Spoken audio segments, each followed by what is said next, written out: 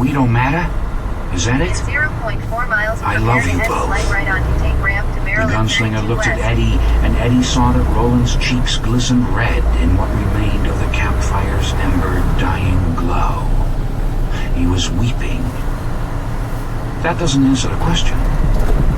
You'll go on, won't you? Yes. A quarter mile. Head To the slight very right on end. to take ramp to Maryland Yes. 32 west. To the Then very merge on end. to Maryland 32 No matter west. what. Eddie looked at him with love and hate and all the aching dearness of one man's dying, hopeless, helpless reach for another man's mind and will and need. The wind made the trees moan. You sound like Henry, man. Eddie had begun to cry himself. He didn't want to. He hated to cry. He had a tower, too. Only it wasn't dark. Remember me telling you about Henry's tower?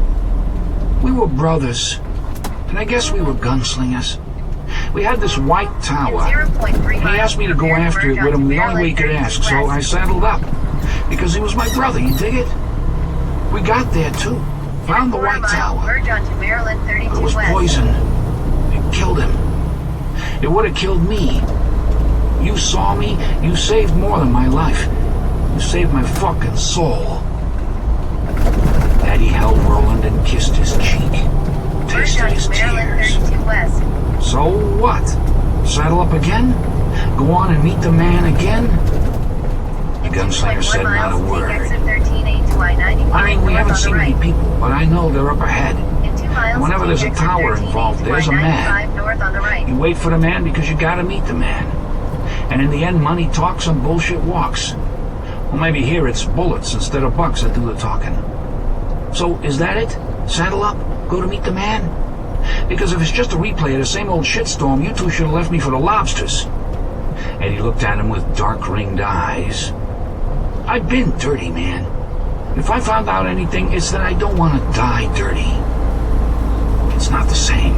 No? You're gonna tell me you're not hooked? Roland said nothing. Who's gonna come through some magic door and save you, man? Do you know? I do. No one. You drew all you could draw. Only thing you can draw from now on is a fucking gun, because that's all you got left, just like Balazar. Roland said nothing.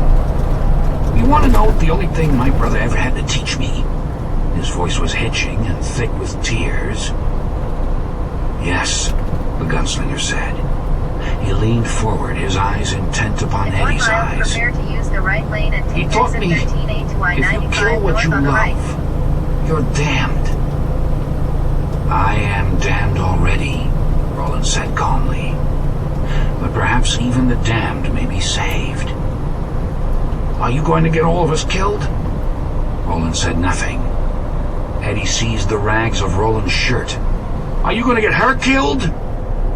We all die in time, the gunslinger said. It's not just the world that moves on. He looked squarely at Eddie, his faded blue eyes almost the color of slate in this light. But we will be magnificent. He paused. There's more than a world to win, Eddie. I would not risk you and her. I would not have allowed the boy to die. If that was all there was. What are you talking about? Everything there is, the gunslinger said calmly. We are going to go, Eddie. We are going to fight. We are going to be hurt. And in the end, we will stand. Now it was Eddie who said nothing. He could think of nothing to say. Roland gently grasped Eddie's arm. Even the damned love, he said. 5. Eddie eventually slept beside Susanna, the third Roland had drawn to make a new 3. But Roland sat awake and listened to voices in the night, while the wind dried the tears on his cheeks. Damnation. Salvation. In 9.8 miles, take exit 49 Tower. I-695 north on the He would left. come to the dark tower, and there he would sing their names. There he would sing their names. There he would sing all names. Our own. In some strange but fundamental way, and that passage between the worlds is sometimes possible. At a way station on a long deserted coach road running through the desert, Roland meets a boy named Jake, who died in our world. A boy who was in fact pushed from a mid-Manhattan street corner and into the path of an oncoming car. Jake Chambers died with the man in black, Walter, peering down at him and awoke in Roland's world. Before they reach the man in black, Jake dies again. This time because the gunslinger, faced with the second most agonizing choice of his life, elects to sacrifice this symbolic son. Given a choice between the tower and the child, Roland chooses the tower. Jake's last words to the gunslinger before plunging into the abyss are, "Go then. There are other worlds than these." The final confrontation between Roland and Walter occurs in a dusty Golgotha of decaying bones. The man in black tells Roland's future with a deck of tarot cards.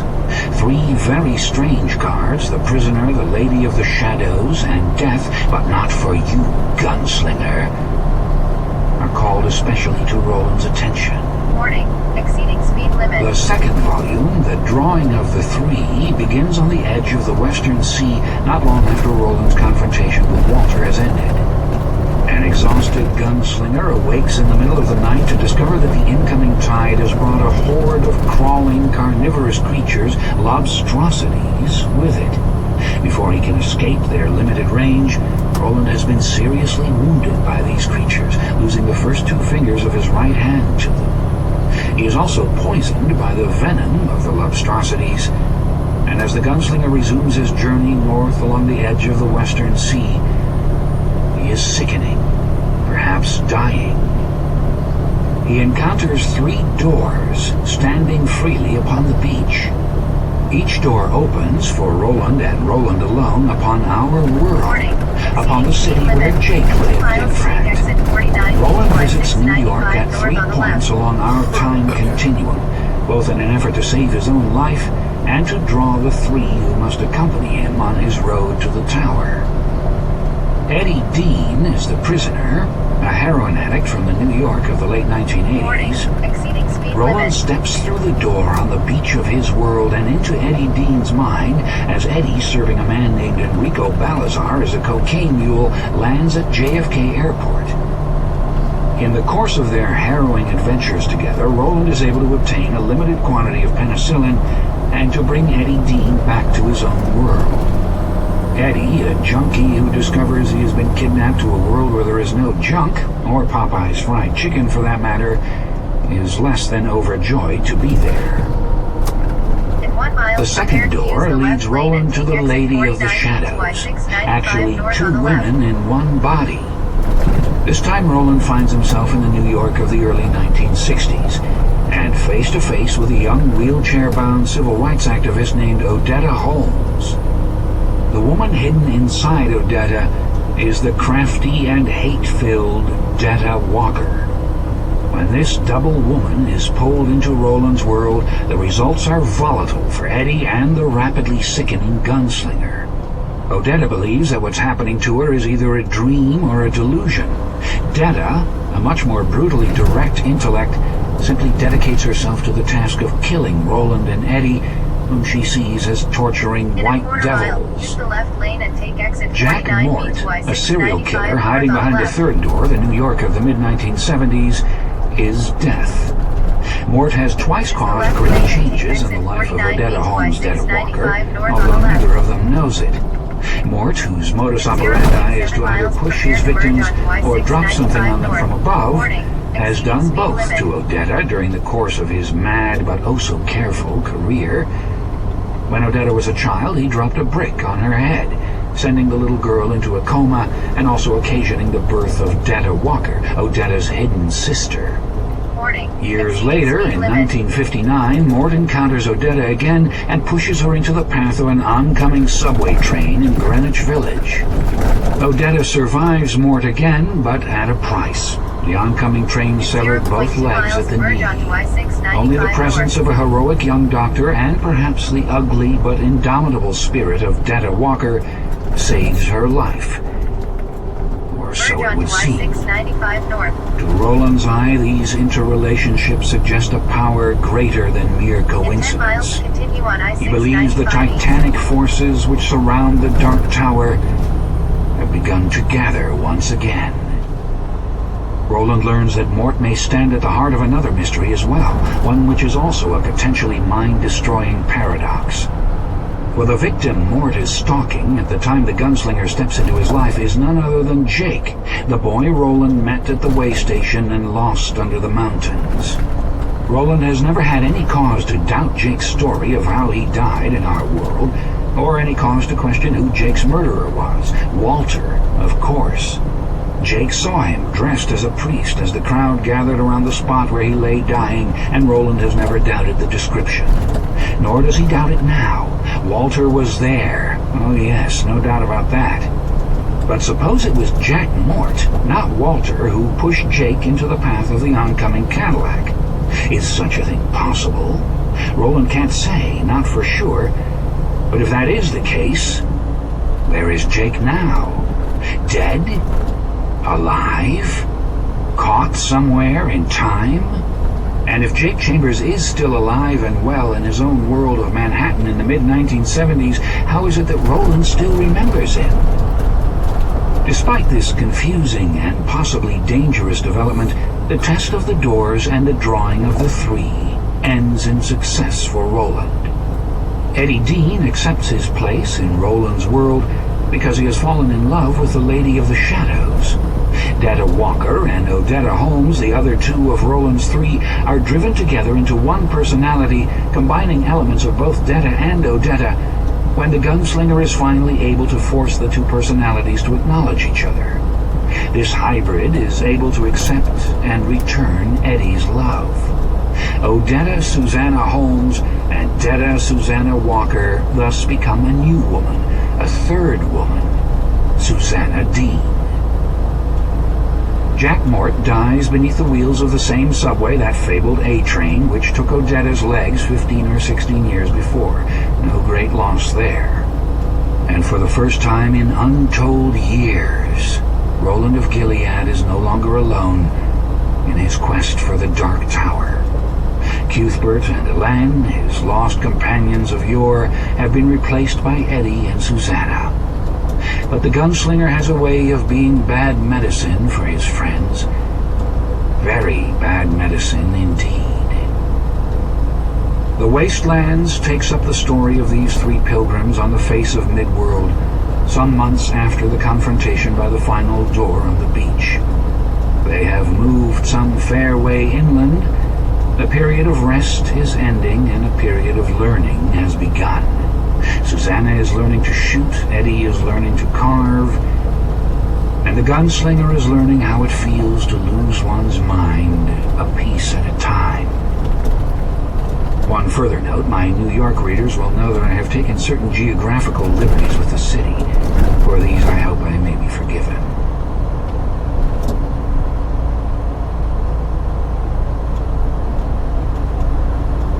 A heap of broken images, where the sun beats, and the dead tree gives no shelter, the cricket no relief, and the dry stone no sound of water. Only there is shadow under this red rock.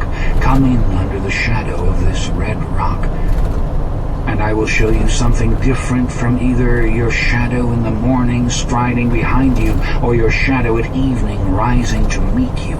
I will show you fear in a handful of dust. T.S. Eliot, The Wasteland. If there pushed any ragged thistle stalk above its mates, the head was chopped. The bents were jealous else. What made those holes and rents in the dock's harsh swarth leaves, bruised as to balk all hope of greenness? 'Tis a brute must walk, pashing their life out with a brute's intents. Robert Browning, Childe Roland to the Dark Tower came. "What river is it?" inquired Millicent idly. "It's only a stream. Well, perhaps a little more than that. It's called the Waste." "Is it, really?" "Yes. said Winifred. "It is." Robert Aikman, hand in glove.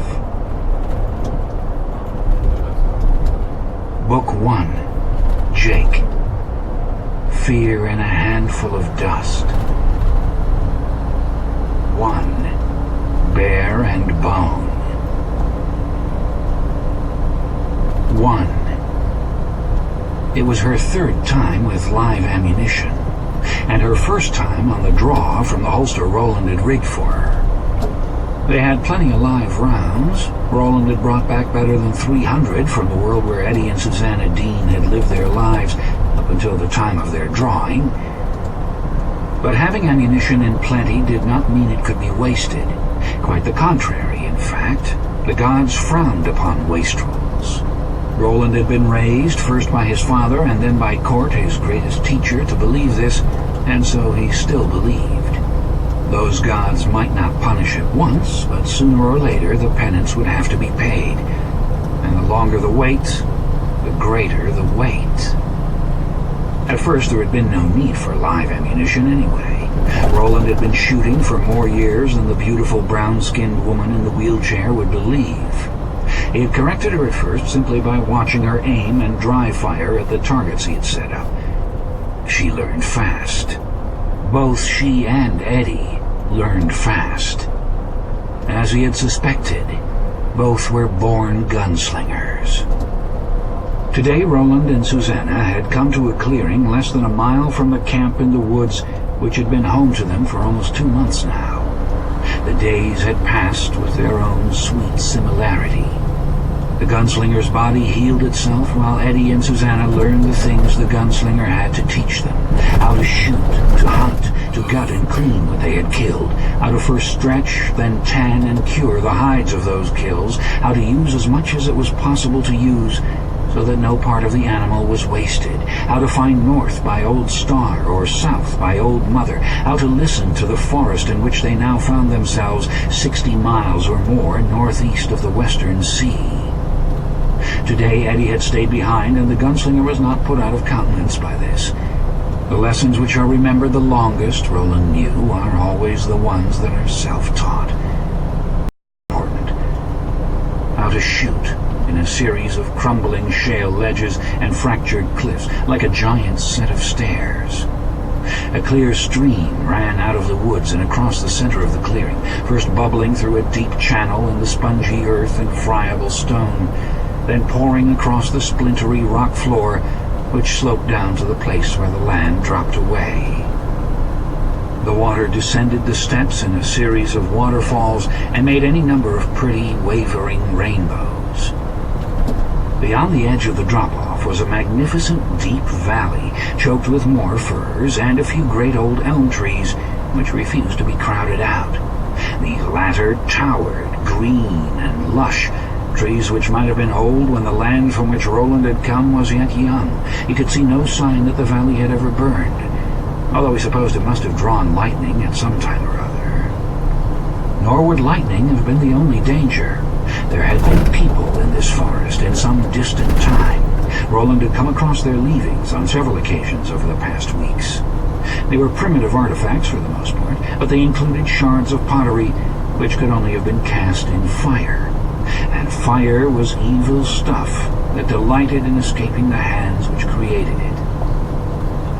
Above this picture book scene arched a blameless blue sky, in which a few crows circled some miles off, crying in their old rusty voices. They seemed restless, as if a storm were on the way.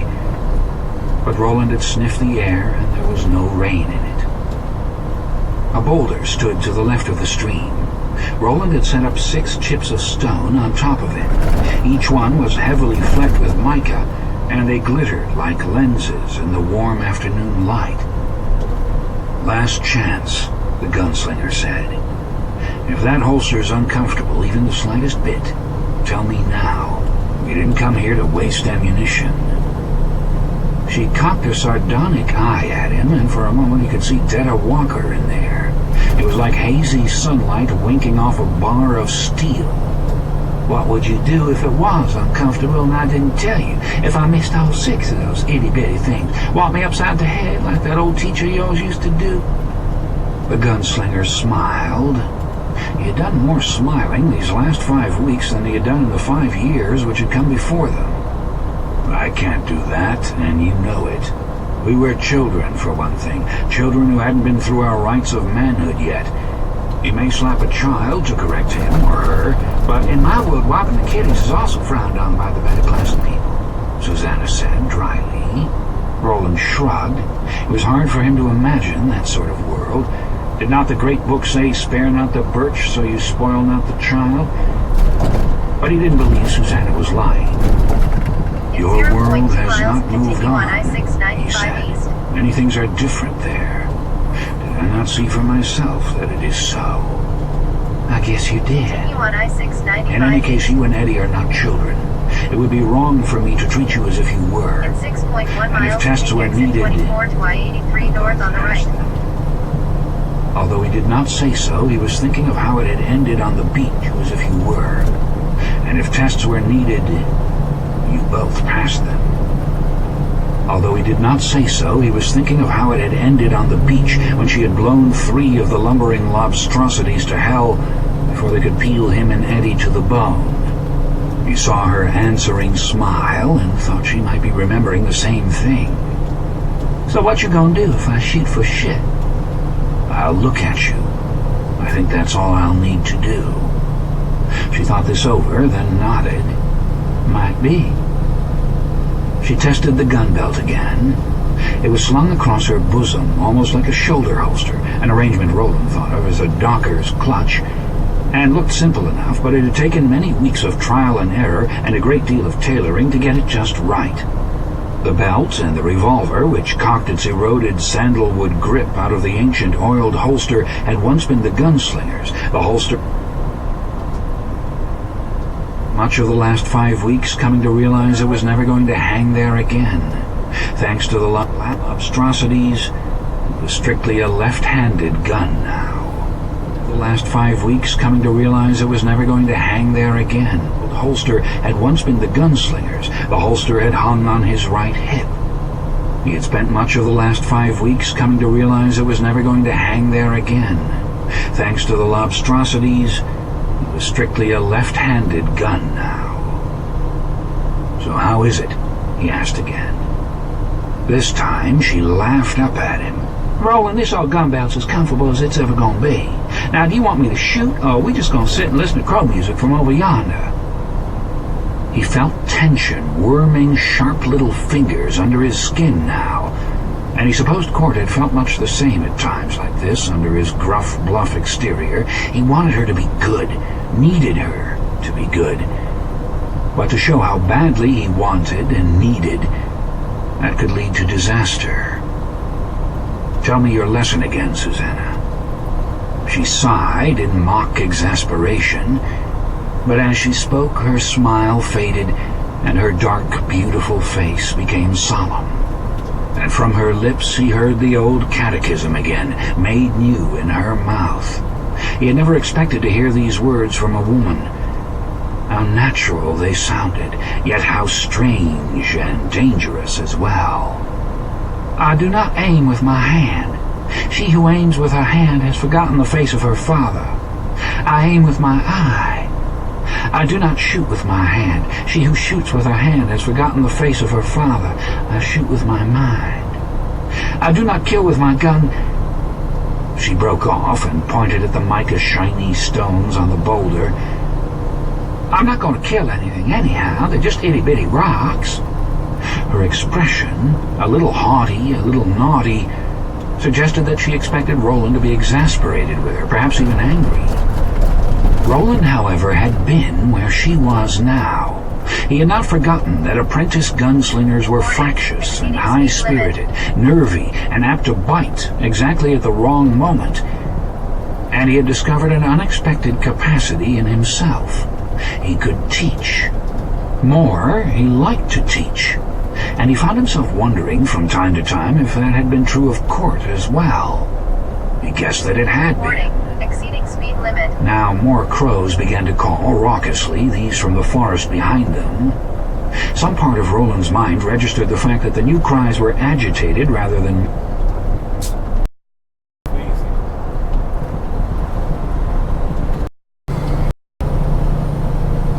merely quarrelsome. These birds sounded as if they had been scared up and away from whatever they'd been feeding on.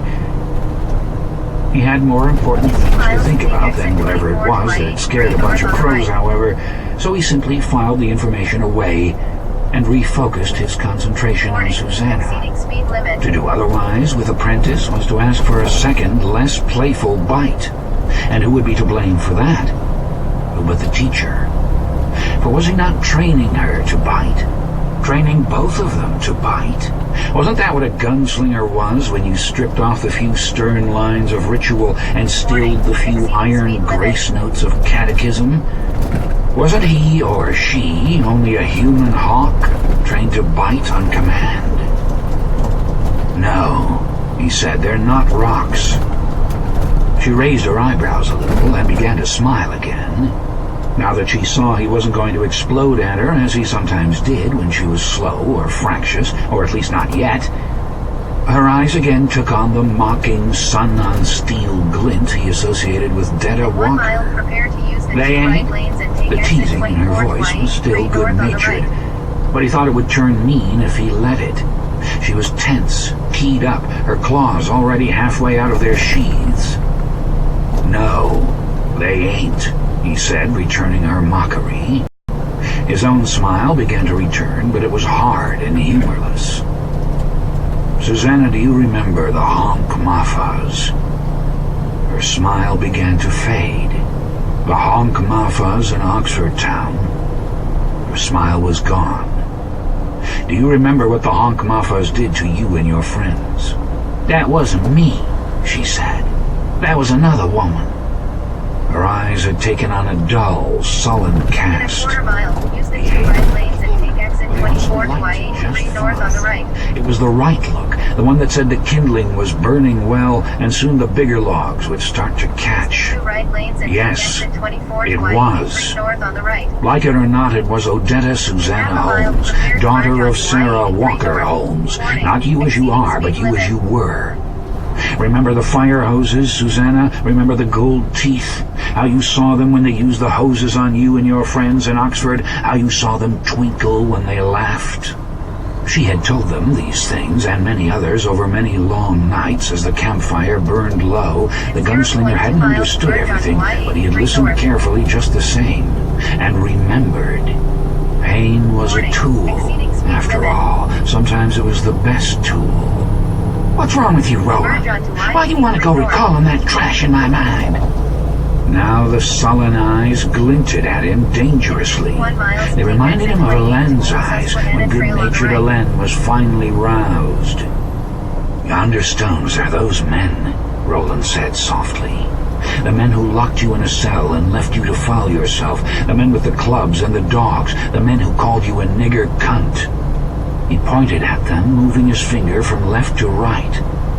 There's the one who pinched your breast and laughed. There's the one who said he'd better check and see if you had something stuffed up your ass. There's the one who called you a chimpanzee in a $500 dress. That's the one that kept running his billy club over the spokes of your wheelchair until you thought the sound would send you mad. There's the one who called your friend Leon Pinko Fag. And the one on the end, Susanna, is Jack Mort. There, those stones, those men. She was breathing rapidly now, her bosom rising and falling in swift little jerks beneath the gunslinger's gun belt with its heavy freight of bullets. Her eyes had left him. They were looking at the mica-flecked chips of stone. Behind them, and at some distance, a tree splintered and fell over. More crows called in the sky. Deep in the game, which was no longer a game, neither of them noticed. Oh, yeah?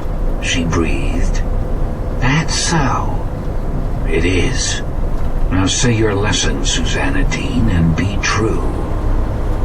This time the words fell from her lips like small chunks of ice. Her right hand trembled lightly on the arm of her wheelchair like an idling engine. I do not aim with my hand. She who aims with her hand has forgotten the face of her father. I aim with my eye. Good.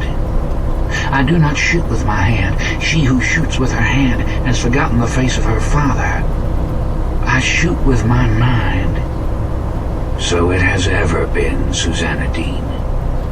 I do not kill with my gun. She who kills with her gun has forgotten the face of her father. I kill with my heart.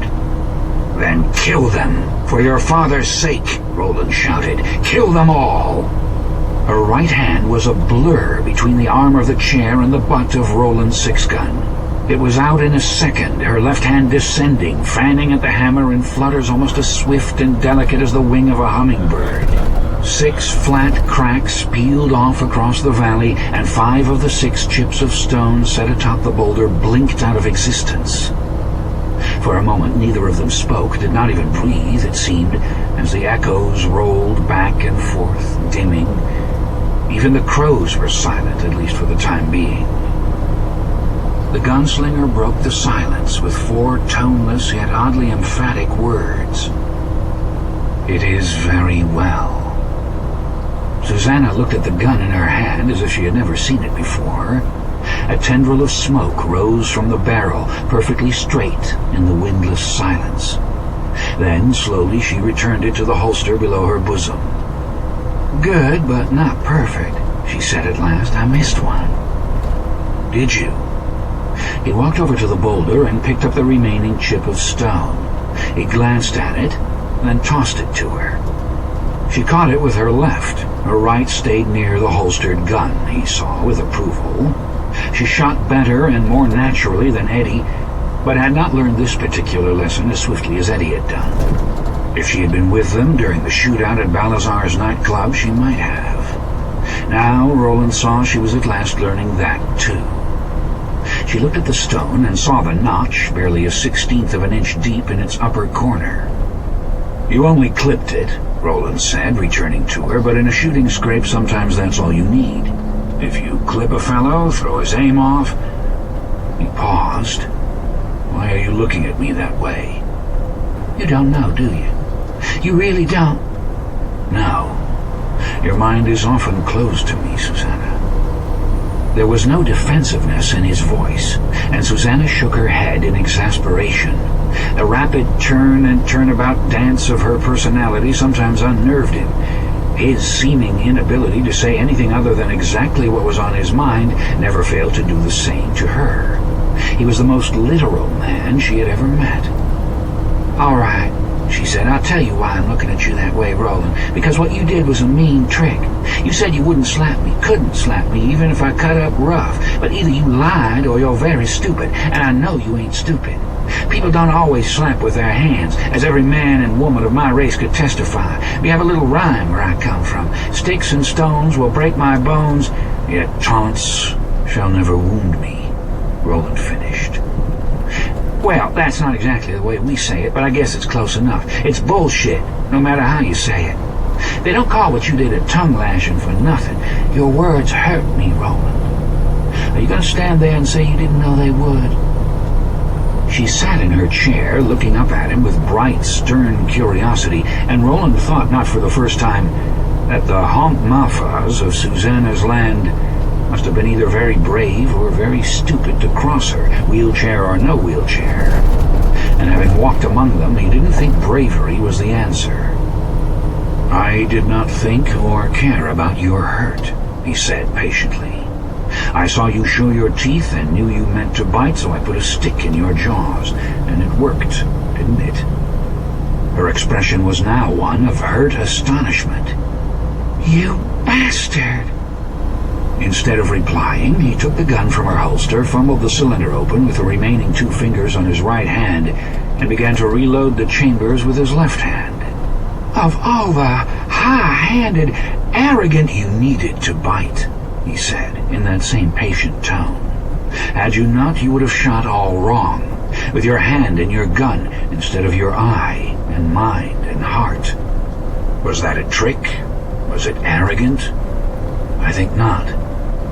I think, Susanna, that you were the one with arrogance in her heart.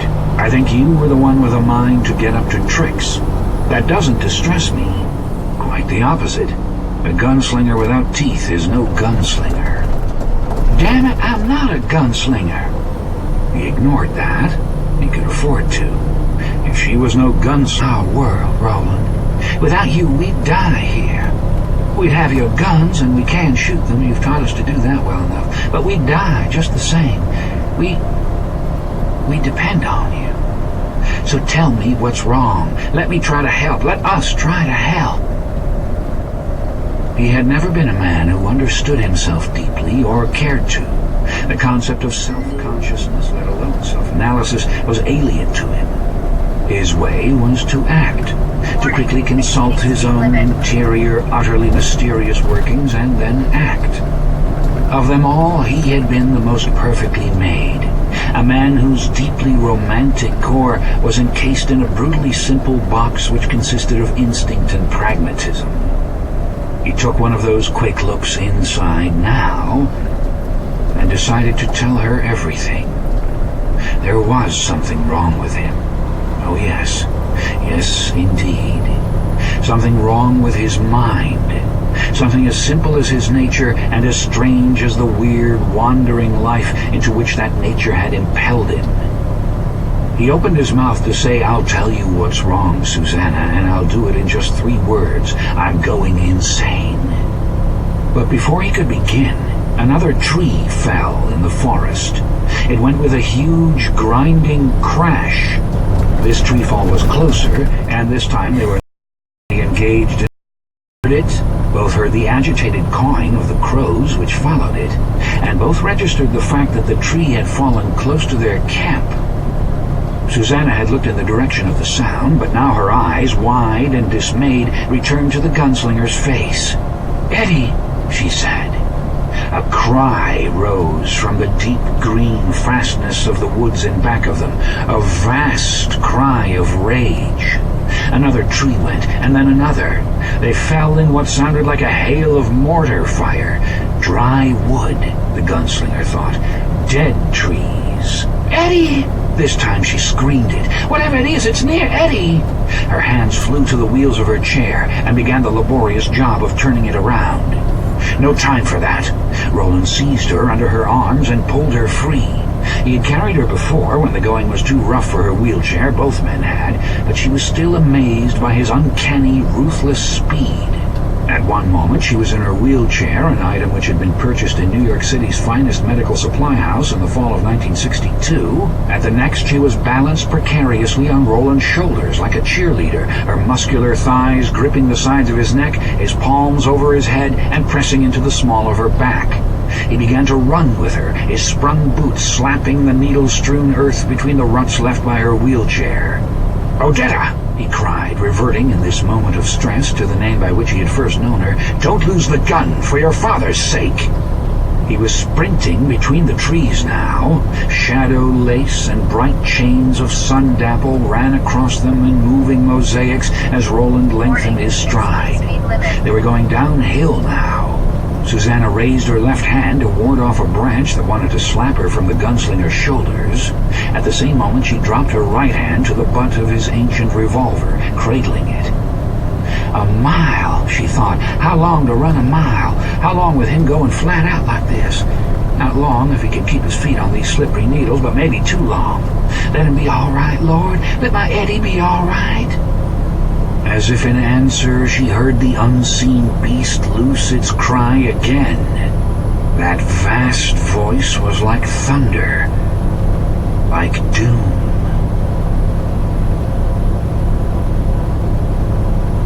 Two. He was the largest creature in the forest which had once been known as the Great West Woods, and he was the oldest. Many of the huge old elms which Roland had noticed in the valley below had been little more than twigs sprouting from the ground when the bear came out of the dim, unknown reaches of Outworld like a brutal, wandering king. Once the old people had lived in the West Woods. It was their leavings which Roland had found from time to time during the last weeks, and they had gone in fear of the colossal, undying bear. They had tried to kill him when they first discovered they were not alone in the new territory to which they had come, but although their arrows enraged him, they did no serious damage.